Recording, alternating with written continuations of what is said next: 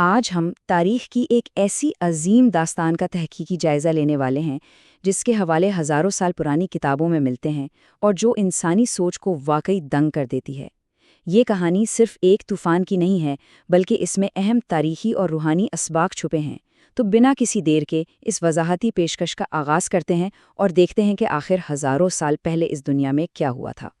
اب اگر اس بات پر غور کیا جائے، ہماری عام زندگی میں اگر کوئی ہمیں 2 یا 3 بار کسی خطرے سے آگاہ کرے اور ہم بالکل توجہ نہ دیں تو انجام کتنا برا ہوتا ہے نا؟ تو ذرا ان حالات کا تصور کریں جہاں ایک قوم کو لگاتار 950 سال تک خبردار کیا گیا ہو۔ خیر، یہ وقت کا ایک ایسا پیمانہ ہے جسے آج ہمارے لیے سمجھنا بھی تھوڑا مشکل لگتا ہے، اور یہی وہ بنیادی تصادم ہے جس پر ہماری آج کی ساری گفتگو مبنی ہے۔ شروع کرتے ہیں اپنے پہلے حصے سے، بت پرستی کی جڑیں۔ تو اس کہانی کا آغاز اچانک کسی عذاب سے نہیں ہوتا۔ ذرائع ہمیں بتاتے ہیں کہ حضرت آدم علیہ السلام کے تقریباً 1000 سال بعد دنیا میں ایک ایسی قوم آباد تھی جو سچ میں انتہائی حد تک برکت والی تھی۔ مطلب ان کے پاس بہت زرخیز مٹی تھی جہاں فصلیں لہلہاتی تھیں، صاف و شفاف ندیاں بہتی تھیں، اور تاریخی حوالے تو یہ بھی بتاتے ہیں کہ اس وقت کے لوگ آج کے انسانوں کے مقابلے میں جسمانی طور پر کہیں زیادہ طاقتور تھے اور ان کی عمریں بھی بہت لمبی ہوا کرتی تھی۔ یہ لوگ ہر لحاظ سے دنیا کی نعمتوں سے مالا مال تھے۔ لیکن دیکھیے، معاشرے میں تبدیلی اچانک نہیں آئی۔ شروع میں ان کے درمیان کچھ بہت نیک اور اچھے لوگ تھے، جیسے ود، سوا، یاغوت، یاوق اور نصر۔ پھر جب وہ وفات پا گئے تو ان کی یاد تازہ رکھنے کے لیے پہلے صرف ان کی تصویریں بنائی گئیں، پھر 30 سال بعد آہستہ آہستہ مجسمے بن گئے تاکہ نیکوکاری یاد رہے۔ مگر وقت کے ساتھ ساتھ تعظیم بڑھتی گئی، لوگ ان کے سامنے کھڑے ہونے لگے، اور 50 سال تک یہ سلسلہ مکمل بت پرستی اور سجدوں میں تبدیل ہو گیا۔ یہ ایک بہت ہی آہستہ آہستہ خاموشی سے آنے والی گمراہی تھی۔ آگے بڑھتے ہیں دوسرے حصے کی طرف، جو ہے 950 سال کا صبر۔ جب گمراہی سچ میں حد سے بڑھ گئی تو ان کی رہنمائی کے لیے حضرت نوح علیہ السلام کو بھیجا گیا، اور یہاں سے شروع ہوتا ہے ایک ایسی جدوجہد کا سفر جس کی مثال ملنا ناممکن ہے۔ یہ ہنسا دیکھیے، 950، یہ کوئی چھوٹا عرصہ نہیں ہے۔ ذرائع بتاتے ہیں کہ انہوں نے دن میں بلایا، رات میں بلایا، بازاروں میں جا کر اور گھروں کے دروازوں پر جا کر سمجھایا۔ 3، 4، 5 نسلیں گزر گئیں۔ دادا نے سنا، پھر باپ نے، پھر پوتوں نے سنا، مگر جواب میں ملا کیا؟ صرف مذاق، طنز اور کھلی دشمنی۔ اصل میں اس معاشرے میں ایک بہت واضح کلاس ڈیوائیڈ یعنی تقسیم تھی۔ ایک طرف وہ امیر اور طاقتور سردار تھے جن کو اپنی دولت پر، اپنی روایات پر بہت گھمنڈ تھا۔ دوسری طرف پیغمبر اور ان کے چند ماننے والے تھے جو معاشرتی طور پر کافی غریب اور کمزور تھے۔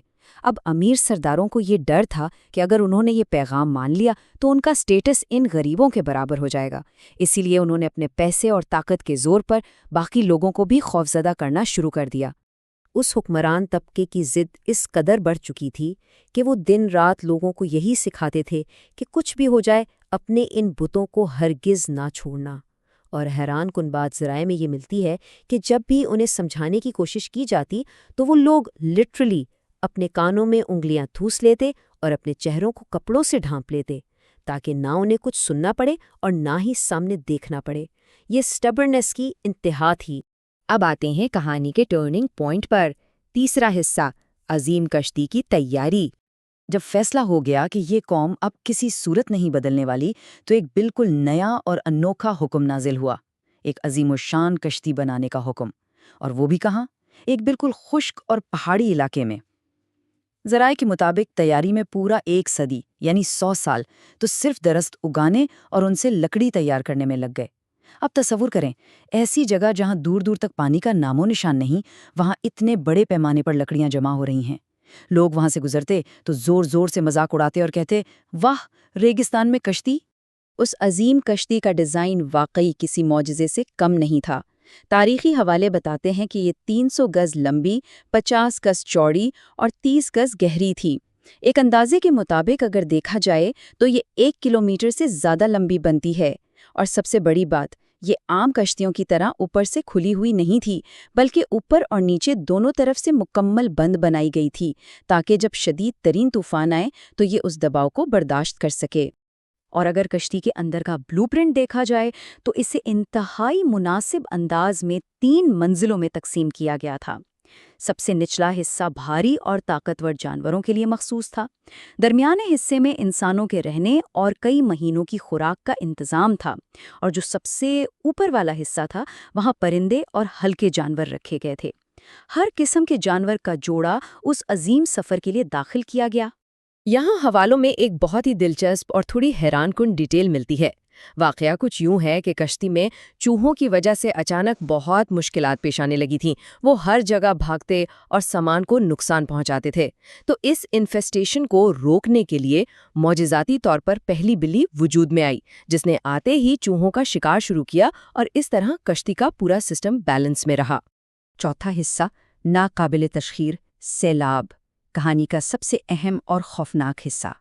تو کشتی تیار ہو چکی تھی اور اب اس وقت کا آغاز ہونے والا تھا جس کا لگ بھگ 1000 سال سے مذاق اڑایا جا رہا تھا۔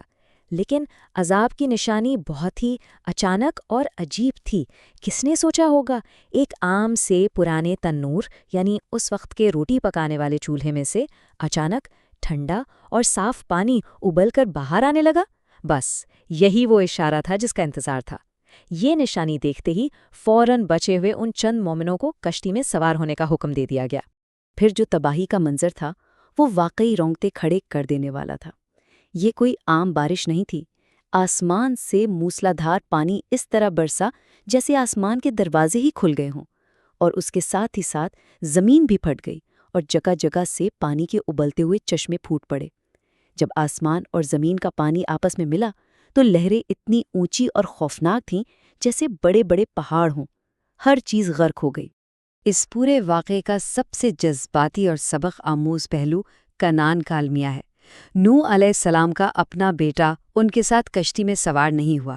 اس نے اپنے ہی غرور میں کہا کہ وہ تو کسی اونچے پہاڑ پر چڑھ کر اس پانی سے بچ جائے گا، مگر باپ اور بیٹے کی اس آخری گفتگو کے دوران ہی ایک پہاڑ جیسی لہر آئی اور اسے بہا لے گئی۔ یہ حصہ بالکل واضح طور پر سکھاتا ہے کہ جب عذاب آتا ہے تو نسب یا خونی رشتے کوئی اہمیت نہیں رکھتے، صرف نیت اور عمل ہی کام آتے ہیں۔ اور اب ہم آتے ہیں آخری منزل پر، 5واں حصہ، انجام اور انسانی نسل۔ طوفان گزر چکا تھا اور اب اس دنیا کا منظرنامہ مکمل طور پر تبدیل ہو چکا تھا۔ یہ عظیم کشتی لگ بھگ 150 دنوں تک پانی پر تیرتی رہی۔ حالات کا جائزہ لینے کے لیے پہلے ایک کوے کو بھیجا گیا، پھر کچھ عرصے بعد ایک اور پرندے کو بھیجا گیا، جو جب واپس آیا تو اس کی چونچ میں زیتون کی ایک ٹہنی تھی۔ یہ اس بات کی نشانی تھی کہ زمین اب قریب ہے اور پانی اتر رہا ہے۔ بالآخر کشتی کوہ جودی کے مقام پر جا کر ٹھہر گئی، جہاں سب سے پہلے زمین پر اتر کر اس ذات کا شکریہ ادا کرتے ہوئے سجدہ کیا گیا۔ ذرائع بتاتے ہیں کہ طوفان کے بعد دنیا کی آبادی کا سلسلہ دوبارہ سے شروع ہوا، اور آج کی موجودہ مکمل انسانیت اور نسلیں نوح علیہ السلام کے ان 3 سروائیونگ بیٹوں سے آگے بڑھی ہیں۔ سم، جن کی نسل گندمی رنگت والی بتائی جاتی ہے، جس میں عرب، شام اور فلسطین کے خطے آتے ہیں۔ حام، جن کی نسل سیاہ رنگت والی ہے، جیسے افریقہ اور ہندوستان کے علاقے۔ اور تیسرے بیٹے یافت، جن کی نسل گھوری رنگت والی ہے، جس میں چین اور یورپ کے لوگ شامل کیے جاتے ہیں۔ یعنی یہ پرانی داستان سیدھا ہماری موجودہ دنیا کے لوگوں سے جڑی ہوئی ہے۔ اور مزے کی بات یہ ہے کہ آج کے جدید دور میں بھی کچھ اہم تاریخی دعوے اس بات کی طرف اشارہ کرتے ہیں کہ اس عظیم کشتی کے پتھر بن چکے باقیات یعنی ریمننٹس موجودہ ترکی کے علاقے میں دریافت ہوئے ہیں۔ ان ذرائع کے مطابق یہ ایک مستقل نشانی کے طور پر آج تک محفوظ ہیں اور اس عظیم تاریخی واقعے کا ایک بہت بڑا ثبوت مانے جاتے ہیں۔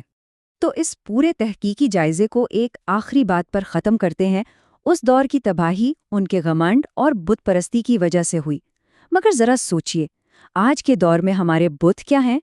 کیا وہ ہماری دولت ہے، ہمارا تکبر، کریئر کی اندھی دوڑ، یا پھر سوشل میڈیا پر ملنے والی سستی واہ؟ اس وقت کی قوم نے بھی تو یہی سوچا تھا نا کہ بعد میں دیکھ لیں گے، اور پھر انہیں سنبھالنے کا موقع ہی نہیں ملا۔ اس عظیم کہانی سے آج کے دور میں ہمیں کیا سبق حاصل ہوتا ہے؟ یہ وہ سوال ہے جو واقعہ ہم سب کو خود سے پوچھنا چاہیے۔ اس سفر میں ہمارا ساتھ دینے کا بہت بہت شکریہ۔